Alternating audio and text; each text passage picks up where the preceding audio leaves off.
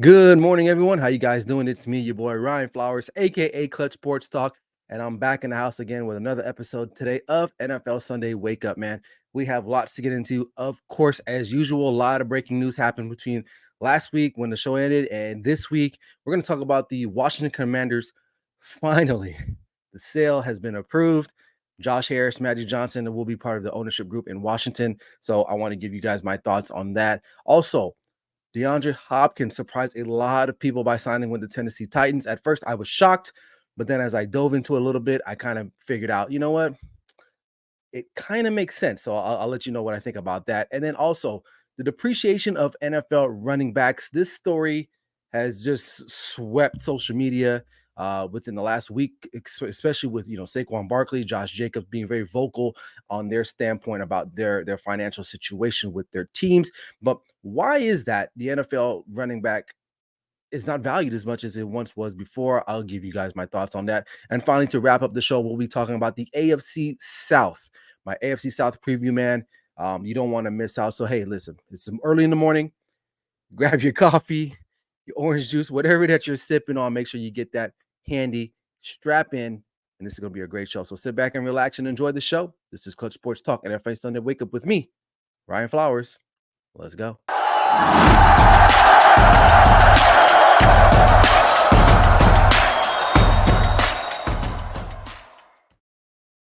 Good morning once again, everyone. Happy Sunday. It's another wonderful day. Listen, we are about 50 or less than 50 days away now from the NFL season starting. Training camps are, I'm going to say in full swing, but a lot of teams are starting training camp. If they haven't started this past week, they're moving next week. A lot of teams will be starting up. So we're almost there, man. We have a couple preseason games coming up here in August, but September 7th can't get here quick enough. And I'm glad because it's going to be a great season. And for those of you who, if it's your first time watching, man, welcome. Make sure you like, share, and comment, man. I appreciate that. And then you're in here, just drop a line too. Let me know what's going on with you guys today. But again, we have a wonderful show. But before we get the show started, make sure if you haven't subscribed to my some social media platforms, make sure you do so. I'd appreciate that. And also check me out on the Grid Network, where we have another cast of social media content creators or content creators there in general, from basketball. We have a couple of variety shows.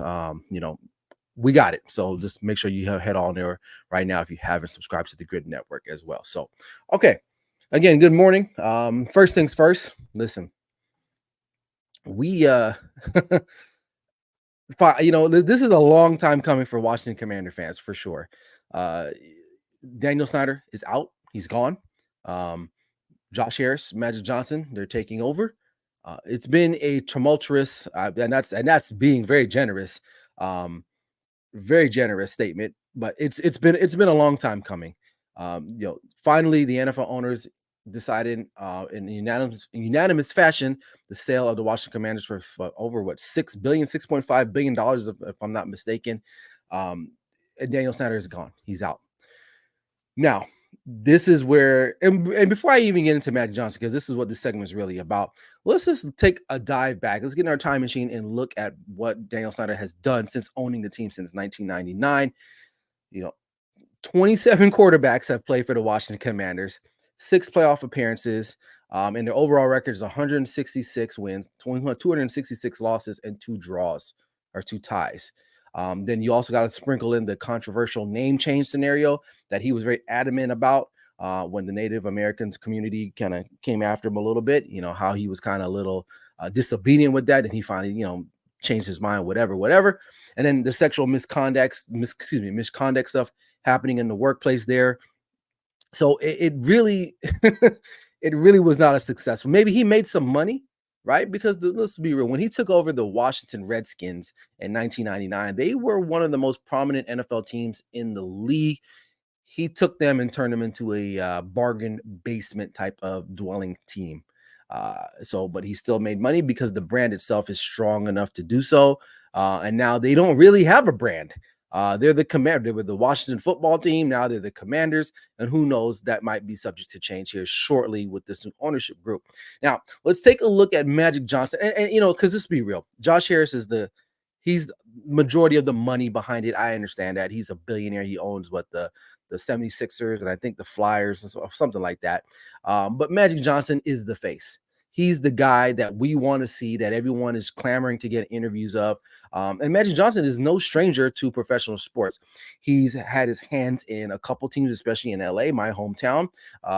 He had deals with the Dodgers, the Sparks, more recently the MLS soccer team, LAFC, who recently just won the MLS Cup last season. And everywhere he's been or had a hand in, those teams have won a championship in their respective leagues. Now, I'm not saying that he's going to come in and now the Washington team is going to be Super Bowl contenders, but he does have a pretty good track record in regards to coming in and turning things around. So and not even just from a sports business aspect, I'm originally from LA, grew up in LA. I live now in Vegas now, but I remember when Magic started kind of taking over or kind of segueing into his next career opportunity as a businessman in several areas in the South Central area of Los Angeles, where I grew up at. He has taken a lot of neighborhoods and revitalized them, bringing in more commerce to those neighborhoods. Places where you think Starbucks wouldn't even appear, now they appear somewhere on Crenshaw Boulevard, where in the past that was not the case. Now the homies are drinking lattes instead of 40s. So, whatever, that's something different. But let's just be real. Magic Johnson definitely has the acumen of a businessman, of a sound-minded businessman, and him being involved with this group, ownership group, taking over the Commanders is very significant. Outside of the other guys, I don't even know Josh Harris, don't know anything about him per se, but I know Magic Johnson, and anything that he does touch, it's magic. I mean, literally, it turns into gold. Now, as a Cowboys fan, I don't wish the Commanders win anything, obviously. But listen, it's a good thing for their fan base. Because Daniel Snyder was just there collecting checks at the end of the day. He was one of the worst owners probably in sports history. You put him up there with like Jeff Dolan, Ronald Sterling, back when he owned the Clippers. These guys they don't care about the team per se. They're there to make the money. And I get it. You own teams to make money. And something that I found significant in one of his interviews that he mentioned, Magic Johnson, I'm referring to, he said this is the greatest accomplishment he's had in his life. And think about that.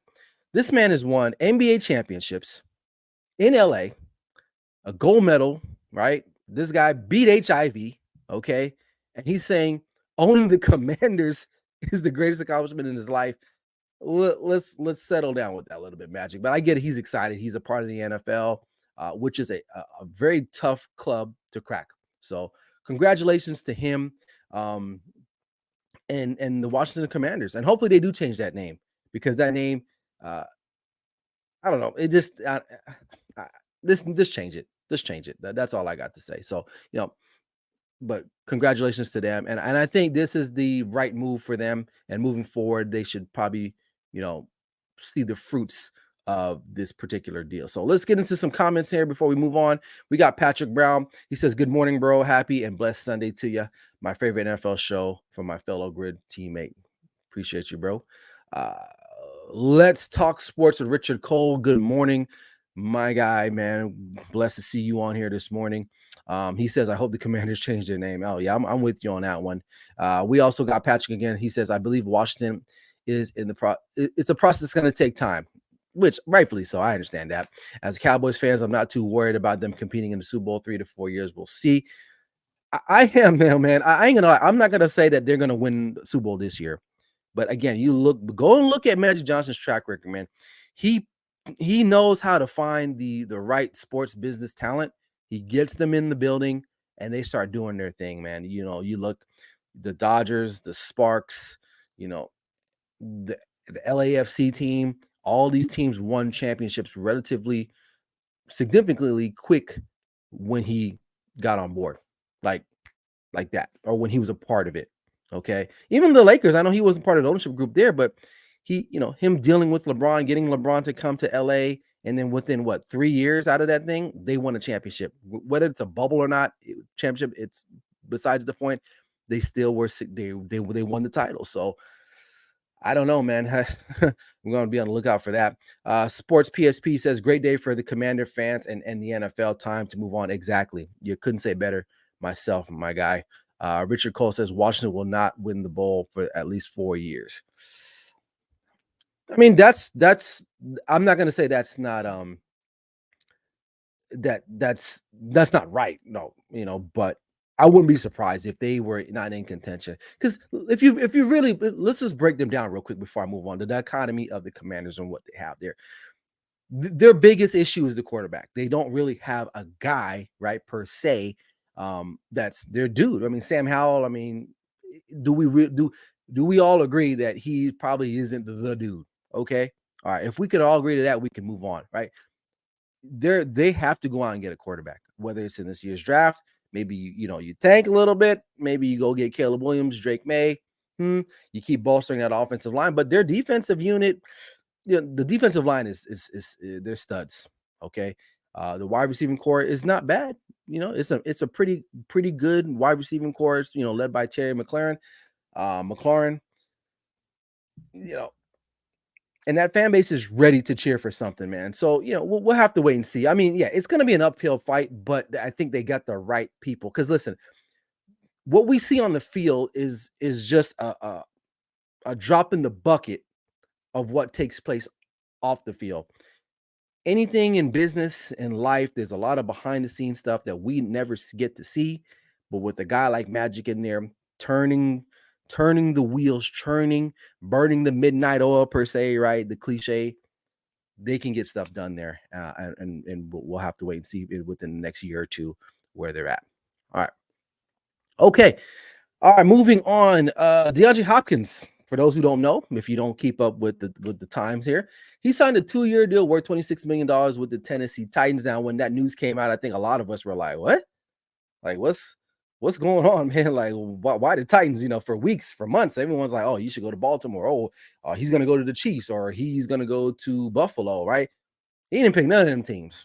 He went to the Tennessee Titans.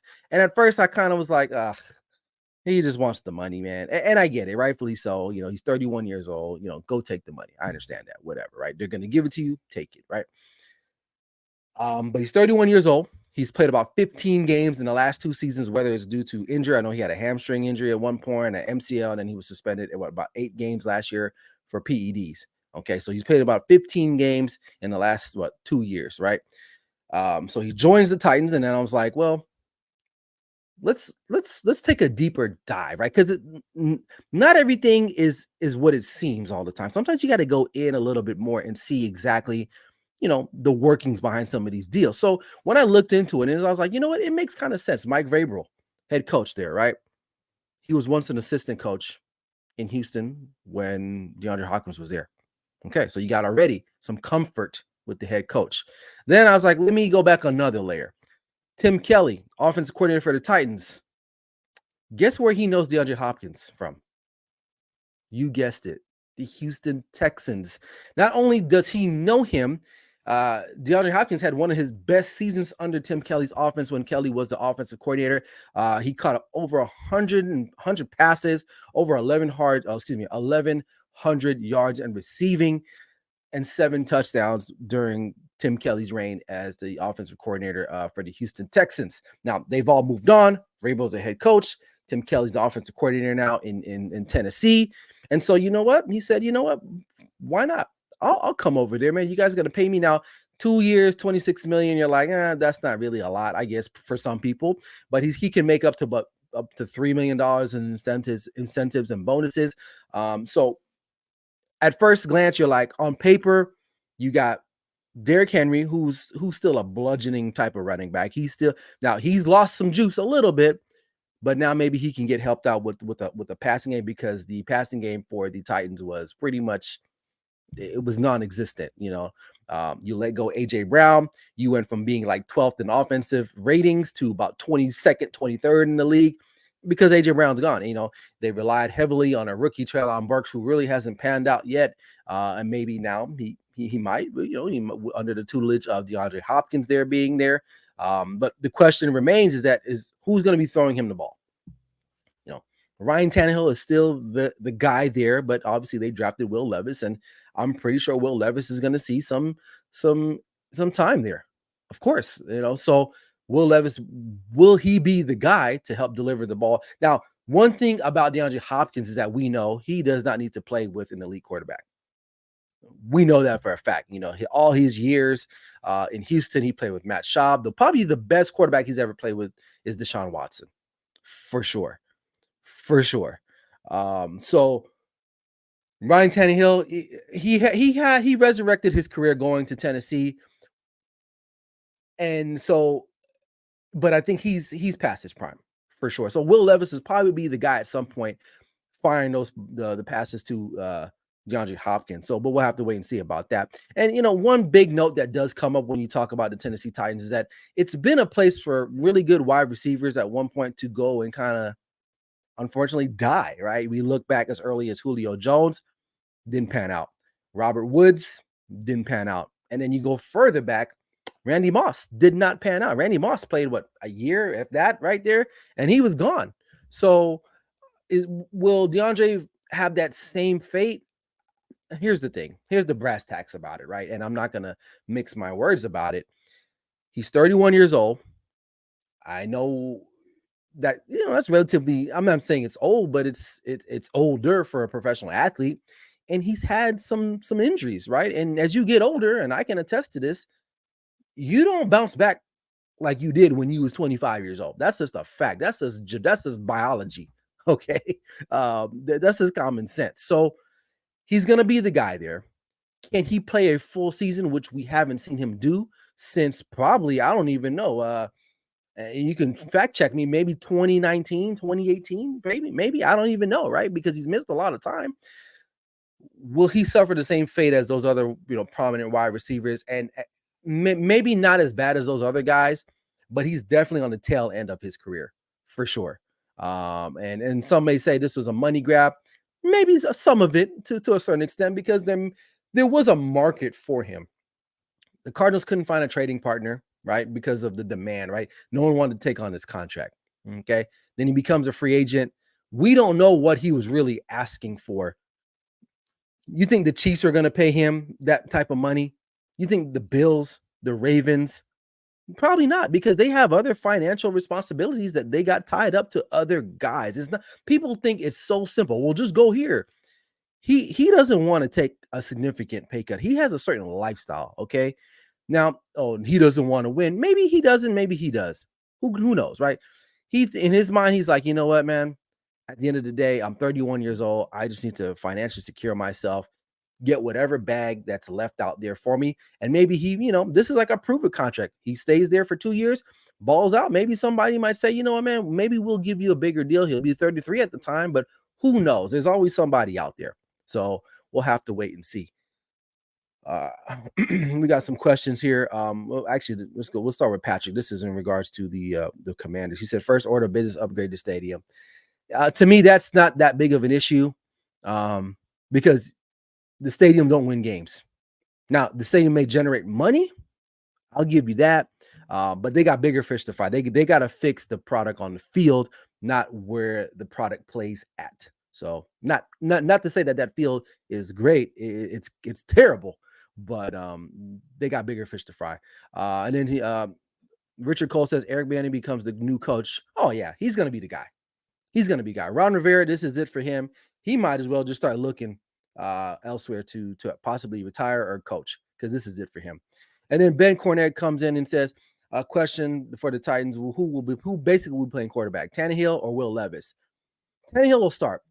In my knowledge of watching football for years on end, and I got over 25 years of watching NFL games, probably longer than that because I'm about to be 40. They like to go with the veteran guy first.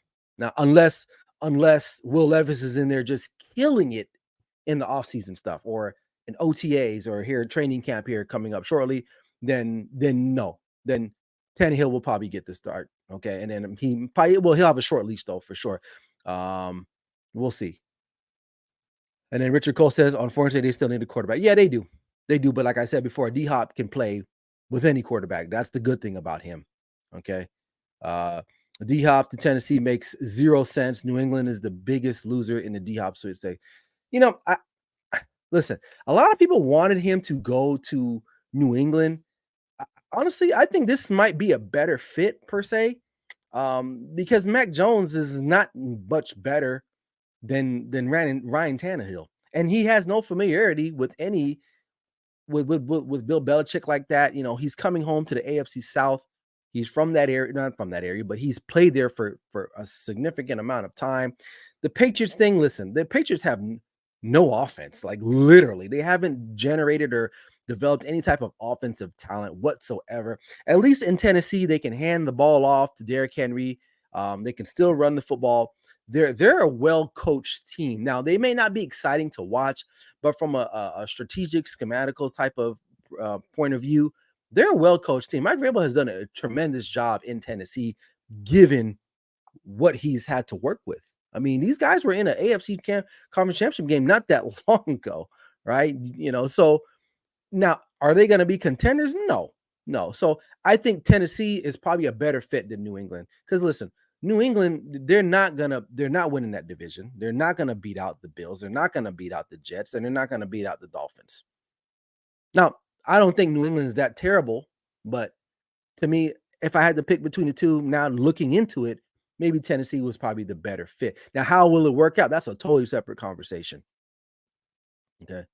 Um, He says, Richard Cole says D Hop is a possession receiver and no longer a dominant threat. Yeah, I would agree with that. I don't think he's still good, but he's kind of like that old man using that YMCA game, right? Like, you know, if you guys ever play pickup game against older men, like they're not gonna run you out the gym. They're gonna back you down. They're gonna use all the Pete Maravich type tips or tricks.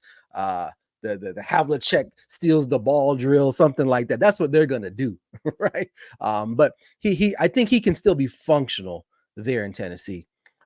Richard Cole backs it up and says, "Will Levis look horrible on OTAs?" Yeah, that's what I've heard. That's what I've heard. So we'll see. We'll see.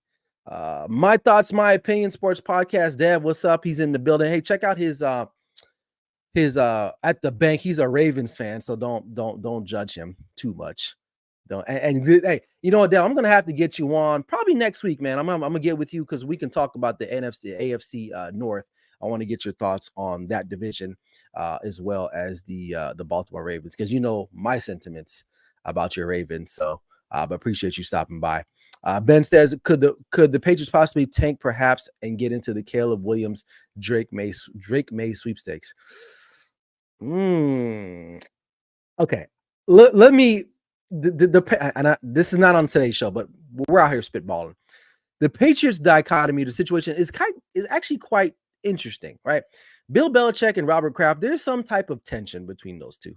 There's been tension there for quite some time. Obviously, Robert Kraft loves Tom Brady. He wished Tom Brady was his son, yada yada yada. Belichick is like, he's old, let's get him out here. And look what happened. Brady moves on to Tampa Bay, wins the Super Bowl. Belichick is struggling trying to make the playoffs each year, and it hasn't looked really good. And so, how long does Robert Kraft hang on to Bill Belichick? Obviously, he's won Super Bowl, so he's deserved the right to be there a couple of years. Will they tank? That's the question. I don't think it's not in Bill Belichick's mindset to tank. Some guys, look, I know people in sports won't come out and say we're tanking, right? But I don't think it's in his character to tank like that, to be honest with you. Now, they do need a quarterback, but I don't think they're going to tank to get those two guys, unfortunately. Because at the end of the day, the Patriots are not a bad team. They're just not a championship contending team. That defense is going to be good. It usually is. They just don't have an offense. And then you sign like guys like Juju Smith-Schuster. Like to me, that was probably the most like type of signing that you could have. So, anyway. But yeah, we'll keep it rolling there. But D Hop going to the Tennessee Titans, it kind of makes a little bit of sense, you know, to when you look at it. So most people, if you don't understand, you know, relationships are a big part of life, man.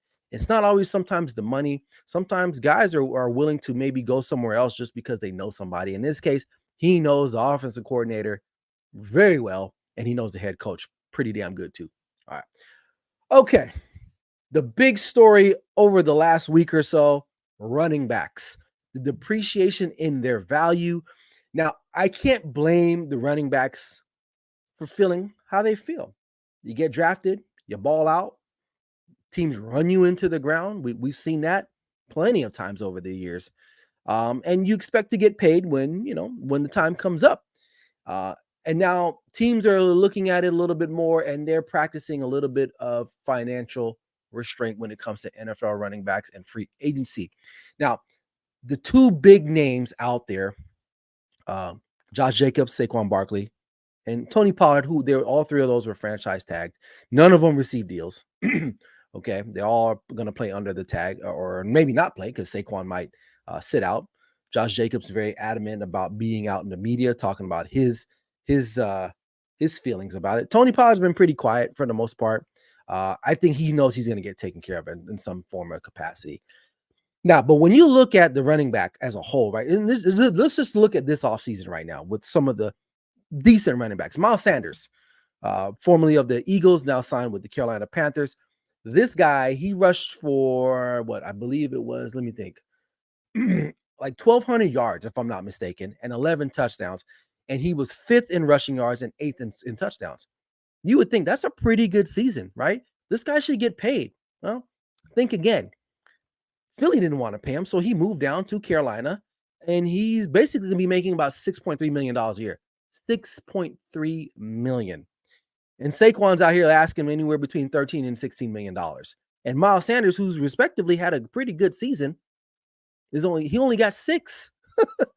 So there's like a $6-7 million difference, right? The next guy that got a pretty somewhat deal, David Montgomery. He was on the Bears. Now he's signed with the Lions. He signed 3 years, $18 million. He's roughly going to be making about another, again, $6 million a year. So no, and by no means of the imagination is David Montgomery, Saquon Barkley, or Josh Jacobs. I get that, but I'm telling you, this is the market for running backs, guys. These guys are not going to be getting paid that much money. Okay, now they're only about. I want to say the numbers for running backs making $12 million or more has significantly decreased. Okay, case in point, 3 guys that we all are household names, especially on my team. Zeke Elliott, that dude was making about where's the stat? I don't even know where I had the stat at. I wrote it down somewhere. This guy was making $15 million a year. He's not even on the roster anymore. He's gone, right? Aaron Jones, Green Bay Packers, he took a pay cut. He was making $16 million. He's now going to probably be making about $11 million a year, bro. Okay. And then recently, Dalvin Cook released, a guy who was in his prime. And now injury plagued a little bit, but still, these guys, the teams are not going to be held hostage, right? And this is an obstacle for these for these running backs and guys like Saquon Barkley and Josh Jacobs, who I'll talk about here in just a second. These are the things that they're gonna have to just learn to deal with. And it's unfortunate because I get it. I can see where they're coming from, right? Like I stated before at the top of this segment, they get the ball a lot, man. These guys are getting heavy touches, and then when it's time to pay up, teams like, "Nah, we good. And why is that? We have examples. Case in point, again, Alvin Kamara, 2017 Rookie of the Year, 3rd round draft pick, 3rd round. Okay, last season, Isaiah Pacheco comes in, becomes the primary ball carrier for the Kansas City Chiefs, and end up winning a Super Bowl. And he was a vital piece of that team. 7th round draft pick, and it sucks for him because of where he's drafted. He may never get paid, right? He'll produce. He'll be a good teammate. He'll do a lot of good things in Kansas City, but he probably won't even get paid because he's a 7th round draft pick. Right? So listen, there's this old Western song. I'm telling my age here, but it goes, "Mamas, don't let your little boys grow up to be cowboys." Well, moms and dads, don't let your boys grow up to be running backs because they won't get paid. Simple as that. So the one outlier out of all this, and I've heard this argument, is that, well, Christian McCaffrey got paid, and he did. And it was a very surprising contract because the Panthers paid him coming off of an injury, right? Uh, and I forgot his deal, but he got paid a lot of money himself. I think he was being paid like close to, hold on, let me see here, $16 million. Yeah, back in 2020. So that's not even far removed. And guess where he's at? He's not even in Carolina anymore. So outside of that contract, which was a pretty irresponsible contract, if I might say so myself, from the Carolina Panthers, like, but I get it. But his correlation is really close to Saquon Barkley because Christian McCaffrey was the Carolina offense. Simple as that. Whereas Saquon is the New York offense. Josh Jacobs, he maybe doesn't have as much leverage because they can say, well, we got Devontae Adams, we got some other pieces there, but he did lead the league in rushing yards. So that should account for something per se, right? So I don't know what's going to happen. Is it fair? No, it's not fair, but that's life. I'm not going to sit here and say, oh, I'm not going to talk about their money because those guys do what they do. They're professional athletes. Do they deserve their money? They probably do deserve the money, but are they going to get the money? Probably not. Probably not. And if one guy does get it, it'll probably be Saquon because without him, their offense is nothing. And I know people say, well, Daniel Jones got paid, but the quarterback position is just way different than the running back position. Quarterbacks get paid money all the time, whether they're good, whether they're bad, it doesn't matter because you got to have a quarterback. You got to have someone out there. And quarterbacks just don't fall off the tree, right? We've seen that you can get a running back in the 7th round and be productive. Okay. you know, um, and so we'll have to wait and see. So let's get to some comments here because this really triggered a lot of people here. Um, Dev says running backs value is low. Running backs value is low. We having a running back situation with J.K. Dobbins. Yeah, and I mean I like J.K., but let's be real. Like he's not a 16 million kind of guy. He's probably a 4 to 5 million type of dude if he can stay healthy. And I know they guys just signed Melvin Gordon. Like they pulled him off the top of the scrap heap there. But Super Bowl winning Melvin Gordon, I might add, right? Okay. Richard Cole says Josh Jacobs finally decided to play football his contract year. Yeah, that's a good point. I live here in Vegas, so I will never cover the Raiders, but I somewhat follow them, right? He really, going into this season, there were a lot of questions about Josh Jacobs, and then he kind of had a breaking out year. So I don't think he has as much leverage as he thinks he does. Just because you led the league 1 year in rushing doesn't mean anything. That's just 1 year. Okay. Saquon kind of too, but the only difference with Saquon is that he's literally their offense. There's nobody else they can go to, right? Here in Vegas, they got Devontae Adams. That guy's a stud. Okay.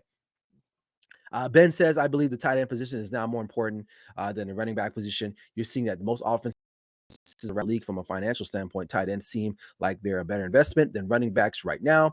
Not saying I agree, but it is what it is. I agree, man. It is what it is. Tight ends were kind of seeing this type of situation too. A little different because they were being used more and not being paid, right?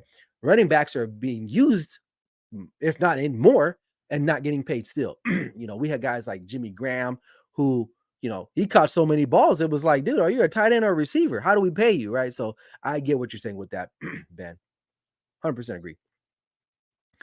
He says, Barkley, I can see why the Giants were hesitant to give him more guaranteed money because of the injury history, dispute being healthy all year in 2022. Giants, I believe, still feel they need to see another healthy year. Oh, yeah, absolutely. I 100%. Because here's the thing. He was pretty much healthy last year, but the year before and the year before that, the guy has not played a lot of games either. So you got two sides that are like, I want the bag because you guys are using me a lot and I might get hurt again. And then you got the team where like, well, dude, you're getting hurt a lot. Why am I going to spend money on you? So they're going to have to find that middle ground somewhere. And that's what the franchise tag is all about. And Richard Cole says Christian McCaffrey can do more than carry the ball. His value is probably higher than another running backs in the league. Then that's a fair statement because CMC, he did do a lot. He caught the ball, he ran the ball. Saquon, he maybe doesn't, he's not quite of the receiver as Christian McCaffrey, but he's he is very, very involved in that offense. So if anyone's going to get the money, I would assume it's going to be Saquon and not Josh Jacobs in this particular situation. Let's see here. And then Richard, he says, I'm a Josh Jacob fan in this effort, but with the exception of last year, subpar at best. Yeah. We have to see more from him, but that's the problem with the running backs is that they have a short shelf life. Case in point here, Ben says his Bucks had a similar situation with Doug Martin back in 2016, where he finally played well in a contract year, got his new deal, and then he crapped the bed, right? He did. And then we never saw him. I think he went to the Raiders, and then that was it. Yeah. So that's a problem. You pay the guys and you never see them again. Zeke got paid. You know what I'm saying? That's it. So I don't know. We'll have to wait and see what happens with that. But a very interesting situation for sure. All right. Last segment before we get up out of here, man. The AFC South, man. This is going to be an interesting division. It's the youngest division in football, per se. And it's going to be brewing with heavy competition, especially with young quarterbacks. Now, obviously, Trevor Lawrence is the king of kings of quarterbacks in that division. But, you got the Tennessee Titans. They drafted C.J. Stroud. Houston Texans drafted C.J. Stroud. Titans drafted Will Levis. So in Indianapolis Colts, Anthony Richardson. So it's a young plethora of talent at the quarterback position in that division. But we'll start, and again, in no specific order. He says it's a trash division. I don't think it's that much of. I don't think it's a trash division. I don't think it is. There's going to be some good talent coming out of that division. Mark my words. I don't think two teams will get it. Who knows? There might be. But we'll have to wait and see. All right. Jacksonville Jaguars. Listen, 9-8 record last year. Trevor Lawrence just made tremendous amount of strides. They won a playoff game last year with their head coach, Doug Peterson. And they look all the bit of a team that's up and coming for sure. And the good thing for them is that they've added Calvin Ridley, another offensive talent to go with the guys that they have there already. So that's going to be excellent for them. Calvin Ridley we forgot about this guy. The last time he played in the league, he caught over 90 balls and over 1,300 yards. So it'll be good to see, and 9 touchdowns with Atlanta. So it's going to be good to see him. And then, you got Travis Etienne. They drafted a kid in the 3rd round. I believe his name is Tank Bigsby. So you put those two together, that's going to be a nice little tandem in the backfield there. And their defense has improved. Now, Shaquille Griffin is gone, but they still have fast and physical playmakers back there that I still think they're going to be a force to be reckoned with. No. So overall, listen, I think, without really going into picking anyone, they're the class of this division for sure. They got the best quarterback. They got the best coach, right? Now they got a stadium situation going on with them, and they play in England more than they do in Jacksonville. So that's kind of, it's funny in itself. But listen, they're going to be the kings of that division for quite some time right now, as we can see that right now. So Jacksonville Jaguars for sure are up and coming team, not just in the division, but I think in the AFC. And they lost to the Chiefs last year in the playoffs, and it wasn't a bad loss. They went toe-to-toe with the eventual Super Bowl champs. So that has to say something, right? Now, if they can take that, learn from that experience, and move forward with it, the future is definitely bright there in Jacksonville. Okay, Tennessee Titans. Listen, we just talked about DeAndre Hopkins. And now we got to talk about the team itself. Now, they missed the playoffs last year. It was kind of a weird season for them. A lot of injuries. Derrick Henry missed some time. Ryan Tannehill was out for a while. They ended up playing guys like Josh Dobbs, who they pulled off the streets to play against my Cowboys, and it was a Thursday night game. Like it was just a crazy turn of events for them last year. But the good thing is that hopefully guys are healthy now. And they're ready to go, and signing guys like DeAndre Hopkins will help. Now, the good thing for them in their offense is that they'll still be able to run the ball. Now, they're still kind of one-dimensional, which is kind of what they've always been, right? Even in the A.J. Brown years, they were still pretty much one-dimensional, but what AJ Brown was able to do was help take the top off the defenses and help, especially with the run game and play action. They were looking really, really good. AJ Brown's gone. Derrick Henry's a little older now, taking some more pounding there. But you bring in guys like a DeAndre Hopkins that should only elevate your offense and not deteriorate your offense. So in that respect, I think they'll be okay. Mike Vrabel is a very good coach. Okay, so they'll be able to figure that out. Defensively, look, they don't get after the quarterback. That's been a problem for them for quite some time. They don't get after the quarterback at all, and in that regard, too, they're out there longer than they got to be. So their defense is on. They can't convert on third downs, so they're out there longer. And usually, when you're out there for too long, good things do not happen. But so I like the general direction of this team and where they're going because they're not a very flashy team. They've never been that way under Mike Vrabel. They're going to beat you in the trenches. They're going to try to beat you in the trenches, and they're going to beat you schematically and strategically. All right, that's how they were able to beat teams like the Ravens a couple of years ago in the playoffs when they went into Baltimore. Now, Baltimore didn't end up getting their revenge, a couple of years later or the year after, but they can compete with a lot of teams because they play a smart brand of football. And that goes to say a lot because sometimes it ain't always about talent, man. And I get it. There's certain situations where, it's about the bros and the Joes, but sometimes too, when everyone's good, it's about the X's and the O's. And I think they got that part pretty much sewn up there between Mike Vrabel and Doug Peterson. I mean, Doug Peterson, I think he's got the Super Bowl. Obviously, Mike Vrabel is not that bad of a coach. He's a really good coach in my estimation. But we'll see if they can ramp up again. To recap with them, if they can ramp up their passing game again. And I know they bolstered their offensive line. I know they lost some guys, but drafting guys like Peter Skronsky to help with their offensive line, if they can keep their quarterback, whoever it is, if it's Tannehill or Will Levis, keep them upright and they can run the football the way they've been in the past, they might turn some heads there. All right. Hey, we got someone from Cedar Hill, Texas, man. Welcome. Hey, I used to live out in not in Cedar Hill, but in Plano, Frisco area. So welcome, man. Welcome from Texas, David. First time in, man. Appreciate you. And thanks for commenting. Appreciate you. All right. Indianapolis Colts. This is a fun team to watch. Like, I really like what they did in the draft.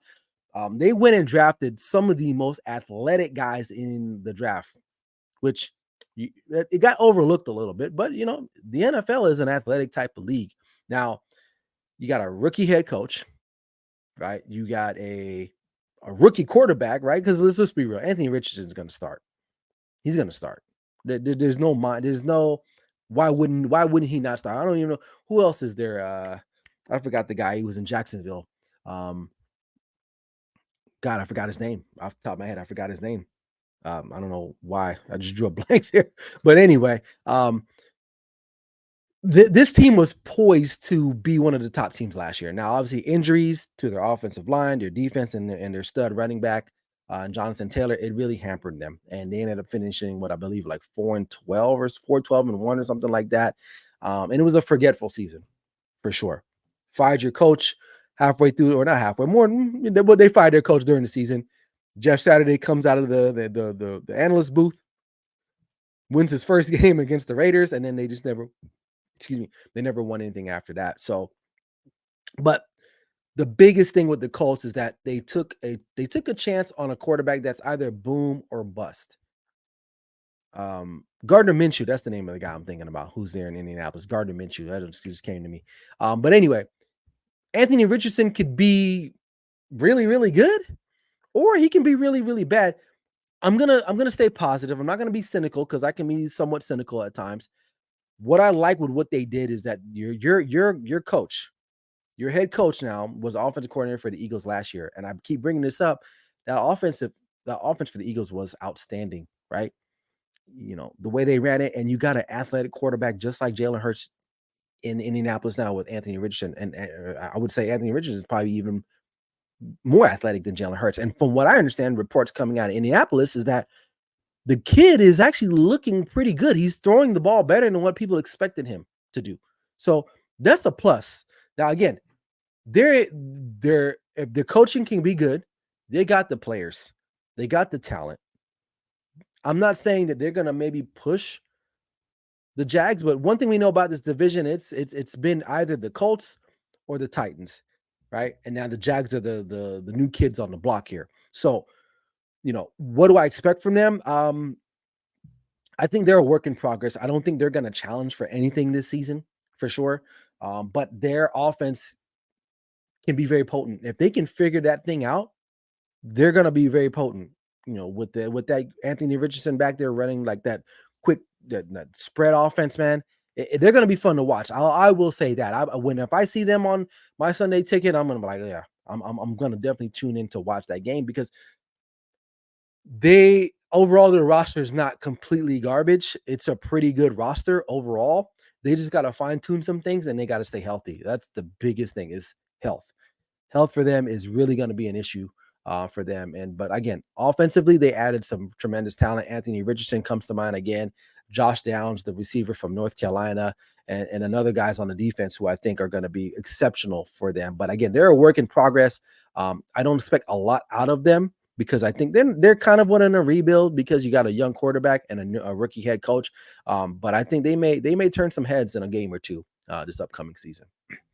And finally, uh, Houston Texans. Now they had a really good draft too. I think they went and got two cornerstone players early in that draft. You drafted your quarterback of the franchise in CJ Stroud, and you go ahead and get a terror on the edge, outside linebacker Will Levis out of Alabama.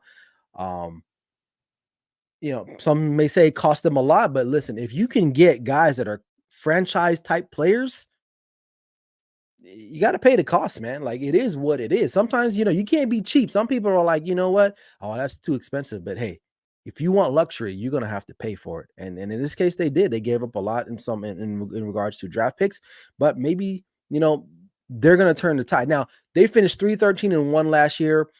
And a lot of those games they were pretty competitive in. I will say that. I know 3-13-1, you are what you are what your record is, and they lost those games for sure, but they were pretty competitive. Um, I kind of like the direction in which they were going. I think they got young guys like Derek Stingley, who's a cornerback there, who's going to probably have a breakout year. Mark my words, look out for him. You got a new head coach coming in there and D'Amico Ryan, so that defense is going to be good, right? So you know their roster, it's a young talent of roster. Excuse me, it's a young, talented, unproven roster. Now they're going to have a lot of bumps and bruises because you got a lot of young players per se, and usually that doesn't work well in the National Football League. But if their defense can keep them in the game, and CJ Stroud can avoid making as many rookie mistakes as possible, again, they're like the Colts. Not saying they're going to challenge for anything, but they're going to be another exciting young team you want to watch. You think about the guys that they drafted. Tank Dell, who I loved coming out of Houston. He's going to be mostly probably like a special team or a gimmicky player.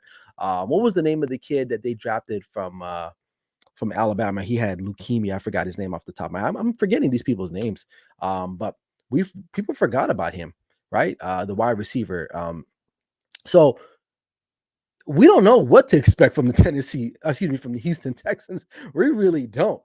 So I think they'll probably be on the lower end again, probably with the Arizona Cardinals is one of the worst teams, unfortunately. But I think they got something going there. They definitely got something brewing there. Someone remind me, what's the name of that kid who had leukemia? He was a wide receiver. It's right at the top of my head. I can't remember his name. I'm be remiss because I want to give him his shout out because I thought if he didn't have leukemia, he would have had a breakout season. And I think he will have a breakout season. Mitchie, Jonathan Mechie. Thank you. Yeah. Who knows? It's almost like he's a draft pick. We don't know anything about the kid, right? Last time we saw him in college, he was balling. And then, unfortunately, he had leukemia. So I'm glad he'll be back. So, they're in the same boat with the Colts because they're young, they're talented, they're going to be fun to watch. But to me, the more grown adult teams are the Tennessee Titans, the Jacksonville Jaguars. Those are the two teams that are going to be competing for this particular division. So, yeah, but that's the AFC South, man. And so next week we'll probably do the AFC North. I'll get my guy Dev from the At the Bank. He's a Baltimore Ravens podcast. I'll have to work out his schedule with him. But yeah, we'll get that going next week. So But yeah, AFC South, man, that's going to be there probably not a lot of wins coming out of that division because the other teams, but honestly, man, I really think it's going to be a fun division because of the young talent, so. But anyway, man, hey, I appreciate it. Everyone in the comment section, man. You know what? Actually, let me actually before I do close out, I'm sorry. Let's go to some of the comments because there was a couple of things that were being said in there before I get out of here. Let's see here. Richard Cole says Jacksonville Jaguars Duval will win the division with Houston pushing hard. Oh, he thinks Houston is going to push hard. Okay, that's interesting. All right, hot take there. Ben says his predictions are Jags number 1, Titans 2, Texans 3. Whoa, wait, hold on. Did I read that right? Jags 1, Titans 2, Texans 3, and maybe the Colts. Maybe he meant to say the Colts 4. Okay. Is that what he meant to say? No. Yeah. Because you can. Yeah, I'm pretty sure that's what he probably meant to say. All right. Dev thinks I see the Jags taking the division, right? Yeah. Oh yeah, and he came back and said Colts. Yep. Tennessee was 7-3 midway through the season. They lost 7 straight to conclude the 2022 season. Injuries and quarterback. Yeah, of course. Yeah. So the Titans are not far off. I think we remembered how they finished the season, and so that's what we last saw. So we're like, oh well, they stink, but they're really not that bad of a team, to be honest with you, man. Jacksonville is not up and coming. They have arrived. Their record last year was very deceiving. Um, I wouldn't say they've arrived because they haven't won anything per se, right? If they went and they had won, like the Bengals a couple years, like they came and they won the AFC the championship game. That's arriving. Like winning the AFC South, that to me is not arriving. I think they're still up and coming. Trevor Lawrence is going to have to go out and beat some really good quarterbacks, right? For me to say, you know what, they're here. But they're right there. They're on the precipice of being there, but I don't want to say they have completely arrived there per se. Um, but I hear what you're saying. I hear what you're saying. Uh, he says Jacksonville is very scrappy, and they were in almost every game they lost. Yeah. I mean, yeah, they were in a lot of games, and sometimes you win those games. You're instead of 9-8, you're 11-5 or 11-7, whatever that breaks down to. Okay. Indy will be rebuilding this year. I don't expect much from them, but maybe some good highlights. Yeah, that's fair. That's fair to say, but you never know. You never know. I'm very happy with the Richardson pick. Me too. I really like Anthony Richardson, man. I really think he's gonna be all right, especially if they coach him up right and they tailor the offense to him. Now, listen, not everyone's gonna be Patrick Mahomes, man. You got to get out of that notion. People just think you draft a quarterback, they got to be Patrick Mahomes. Not everyone's that guy, man. That guy is on another planet when it comes to talent there. Okay. David Burns says Texans got a new head coach. Yep. D'Amico Ryans is the new head coach there. Yep. And last one we'll say a great show. My guy can't wait to come on. Yeah, we got to get you on talk about the AFC North and get your thoughts on like realistic thoughts on that division. And I'm saying it and I'm smiling because you know my stance on the Baltimore Ravens. So we'll see. But yeah, that's all I got today, man. Hey, I appreciate everyone, man.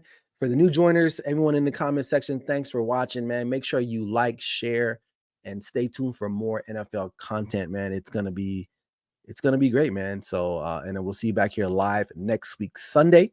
Same time, same place. Appreciate you guys. It's always a blessing to be here on Sunday. I can't believe it. We are less than 50 days away from the NFL season. I'm so juiced.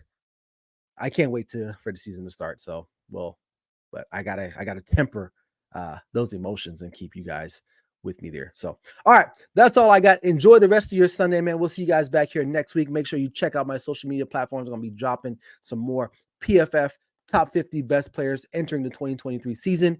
You don't want to miss out. Until next time, this is Clutch Sports Talk, NFL Sunday Wake Up with me, Ryan Flowers. Like I always say, never settle till the work is done. We'll see you guys later. Peace out.